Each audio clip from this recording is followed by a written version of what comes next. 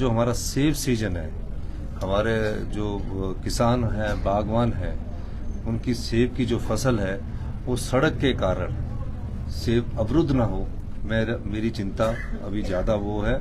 और जो लैंडस्लाइड में जिनके घर दब गया वहां तक प्रशासन को पहुंचाना जरूरी है। भूषण ज्वेलर्स, अनमोल रिश्तों के लिए। जहां तक आपदा की बात है, हर जगह अभी भी तबाही का मंजर है। कोटखाई, चढ़गांव, सब जगह क्षेत्रों में भारी बारिश के कारण बहुत बड़ा नुकसान हिमाचल प्रदेश को हुआ है। तकरीबन 8,000 करोड़ रुपए के नुकसान का अनुमान है और कई जगह लैंडस्लाइड के कारण जान माल का भी नुकसान हुआ है। मैंने पहले भी कहा था कि पूरे प्री मानसून में हमारा इतना ज़्यादा नुकसान हो चुका, अब तो मानसून पीक पर है और हम सरकार से आग्रह कर रहे हैं कि हमें अंतरिम राशि की पहली किस्त जल्दी मिल जाएगी केंद्र सरकार से, और ये इस आशा के साथ कि हमें अंतरिम राशि तुरंत मिले। लेकिन इसका ये मतलब नहीं है कि हमने आपदा में जो फौरी राहत है उसको पहुंचाने में देरी की है। हमने जो फौरी राहत थी जो 7 से 11 जुलाई के बीच में आई थी, उन सभी जो प्रभावित परिवार थे उनको आपदा राहत की राशि आवंटन कर दी है। और जो विकास के कार्यों के लिए हमने 50 करोड़ रुपया जो सड़कें बंद थी उसको खोल दिया गया है, क्योंकि सेब का सीजन चल रहा है और सेब के सीजन के वक्त हमने कहा है कि सभी सड़कें निकलेगी।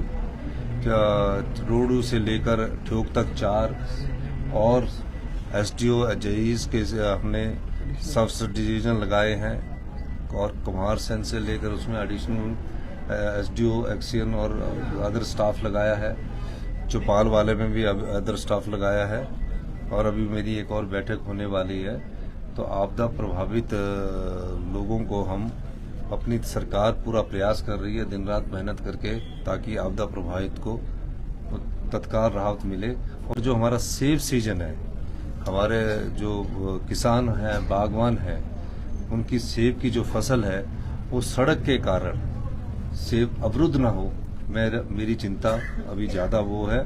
और जो लैंडस्लाइड में जिनके घर दब गया वहां तक प्रशासन को पहुंचाना जरूरी है। सर, अलर्ट अभी भी है क्या? 4 दिन का ऑरेंज अलर्ट अभी जारी हुआ है, और लेकिन आज का दिन जैसे थोड़ा अच्छा रहा। लेकिन बरसात की बारिश में क्या होता है कि यहाँ ठीक होगा तो दूसरी जगह तेज बारिश हो जाती है। तो अभी जो रिपोर्ट है कि अभी तक तो ठीक रहा है, लेकिन अभी प्रयास जारी है। सर, जिस तरह से नुकसान हुआ है सर, जिस अनप्रेसिडेंटेड पहले नहीं हुआ, क्या सरकार का फोकस रहेगा कि इसका कॉम्पेंसेशन थोड़ा केंद्र सरकार भी? देखिए, केंद्र सरकार ने अपनी टीम भेजी है और बहुत जल्दी उन्होंने अपनी टीम भेजी है। केंद्र सरकार के कुछ पैरामीटर्स है, उस नॉर्म के अनुसार वो हमें आपदा राहत राशि आवंटित करती है।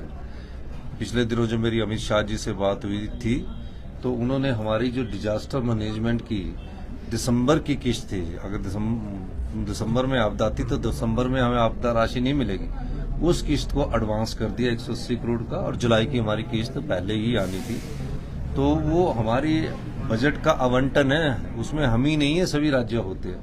मैं देख रहा हूँ कि कई प्रकार की स्टेटमेंट दे रहे हैं, वो तो हमारी आवंटित राशि है। जो आपदा के संबंधित हमें अंतरिम राहत मिलनी है और फिर पूरी राहत मिलनी है, वो तो केंद्रीय कमेटी जाकर देगी।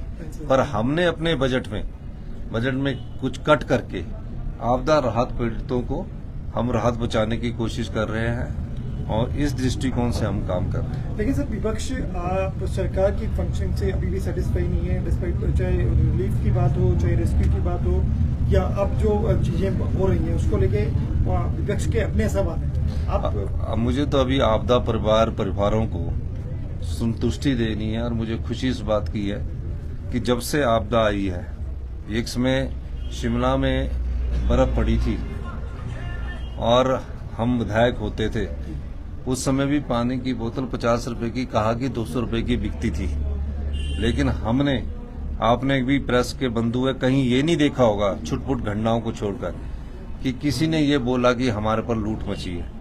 आपदा प्रभावित परिवारों में आप जाकर ये कर सकते हैं, कुछ एक अगर कहीं रह गए होंगे, प्रशासन की नजर में नहीं आएंगे, सभी आपदा प्रभावितों को 5,000 रुपये राहत राशि मिलती थी। वो भी पटवारी के तो वो बनता था, पटवारी उस करता था। हमने 5,000 रुपये की राशि को नियमों को बदलकर 1 लाख रुपए कर दिया। जिसकी भैंस गाय इस आपदा में मरी है उसके लिए 55,000 रुपये कर दिया, जबकि रिलीफ मैनुअल कुछ और है। और अगर भेड़ बकरी वाला कोई बचा है उसको हमने बढ़ाकर 6,000 रुपये कर दिए, यानी कि भेड़ की पूरी कीमत कर दी। ये पार्शल डैमेज मकानों को 1 लाख किया है। जो डैमेज मकान है उसका हम असेसमेंट कर रहे हैं। उन परिवारों को जिनका मकान बह गया है उनको भी हमारी राहत देगी।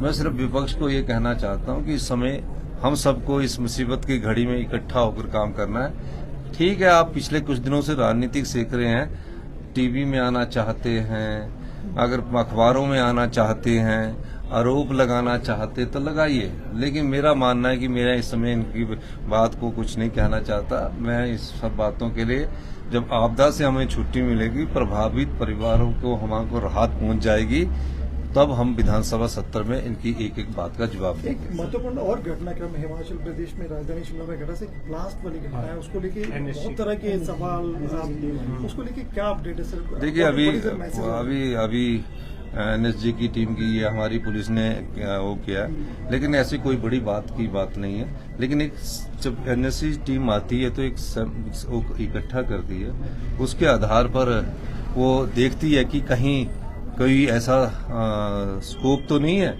कि कुछ मिसक्रिएंट्स हो उसमें, तो उस प्रकार की घटना को मेरी सरकार भी जानने का प्रयास कर रही है, पर ऐसी कोई बात अभी तक हमारे पास जब रिपोर्ट आएगी तभी हम बता सकते हैं। बहुत बहुत धन्यवाद। सर जयराम ठाकुर ये कह रहे हैं कि आपके अफसर जो हैं वो यहाँ से राज्य से बाहर जाना चाह रहे हैं क्योंकि तालमेल नहीं है मंत्रियों में और अफसरशाही के। देखो, अगर तालमेल ना होता तो पूरी रात 2 दिन में 1 लाख रुपए ना पहुंचती।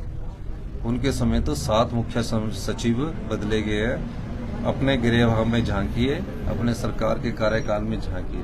हम अधिकारियों के साथ बिल्कुल तालमेल है। जो अधिकारी हमारे साथ कंधा से कंधा मिलाकर और जो पुलिस के कर्मचारी हमारे से कंधा मिलाकर रात दिन इस आपदा प्रभावी से निकालने की कोशिश कर रहे हैं। अब जयराम जी को लग रहा है कि इनको डिमोरलाइज किया जाए क्योंकि केंद्र में वो सोच रहे हैं हमारी सरकार है, तो इस प्रकार के ध्यान पूर्व मुख्यमंत्री को नहीं देखने चाहिए, उन्हें अपने गृह भान में भी झांकना चाहिए। सिंह ने एक बयान दिया दिल्ली में कि धन्यवाद। उसने ताल दी। सर